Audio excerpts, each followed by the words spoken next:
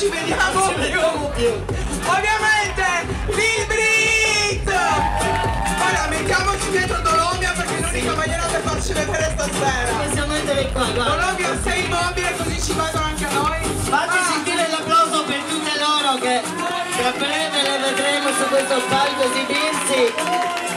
Quanto sono gnocche, quanto sono belle, tranne l'eccesso come al solito. Bella e pure burda. Io chiedo a tutte voi di poter ritornare nel camerino perché la serata sta iniziando. Sì, è un vestitino semplice, perché la serata inizia subito, inizia col cabaret in drag, inizia col cabaret di...